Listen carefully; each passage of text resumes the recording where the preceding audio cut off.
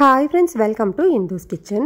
இன்னைக்கு நம்மளோட கிச்சன்ல நம்ம வீடுங்கள்ல எவ்வளவுதான் வெரைட்டியா சாம்பார் செஞ்சா கூட இந்த கல்யாண வீட்டு சாம்பார் ஒரு டேஸ்டா இருக்கும்ல. அந்த மாதிரி டேஸ்ட்ல ஒரு அருமையான கல்யாண வீட்டு சாம்பார் எப்படி செய்யறதுன்னு பார்க்கலாம்.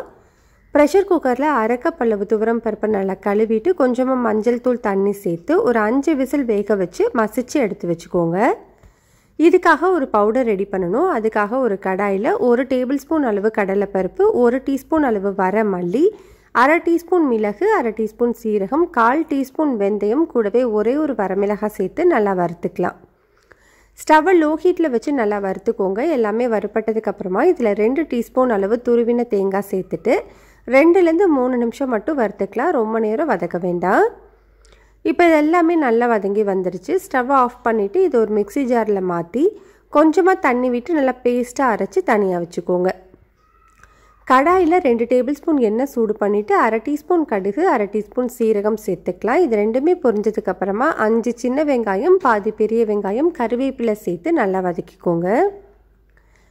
வெங்காயம் நல்லா வதங்கினதுக்கப்புறமா 2 மீடியம் சைஸ் தக்காளியை சின்னதாக கட் பண்ணி சேர்த்து தக்காளியவும் 3லேருந்து 4 நிமிஷத்துக்கு நல்லா வதக்கிக்கோங்க. இப்போ இதில் நம்ம காய்கள் சேர்த்துக்கலாம். உங்களுக்கு பிடிச்சமான காய்கறிகள் நீங்கள் எது வேணும்னாலும் சேர்த்துக்கலாம். நான் இன்றைக்கி கத்திரிக்காய், முருங்கைக்காய், கேரட், பீன்ஸ், உருளைக்கிழங்கு சேர்த்துக்கிறேன். இது கூடவே இந்த சாம்பாருக்கு தேவையான அளவு உப்பு, 1 டீஸ்பூன் அளவு தூளுப்பு சேர்த்து இந்த காயை நல்லா வதக்கி விட்டுக்கோங்க.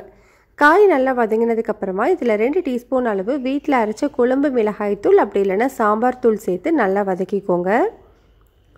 மசாலாவோட பச்சை வாசனை எல்லாமே போனதுக்கப்புறமா நம்ம ஏற்கனவே வேக வச்சு வச்சுருக்கிற துவரம் பருப்பு அப்படியே சேர்த்துக்கோங்க. இது கூடவே குக்கரில் தண்ணி சேர்த்துட்டு ஒரு கப் அளவு தண்ணியும் சேர்த்துக்கலாம். ஈவனாக மிக்ஸ் பண்ணி விட்டுக்கோங்க. மிக்ஸ் பண்ணிவிட்டு ஸ்டவ்வை மீடியம் ஹீட்லேயே வச்சுட்டு ஒரு 10 நிமிஷம் வேக வச்சுக்கலாம். காய் எல்லாமே நல்லா வெந்து வரட்டும்.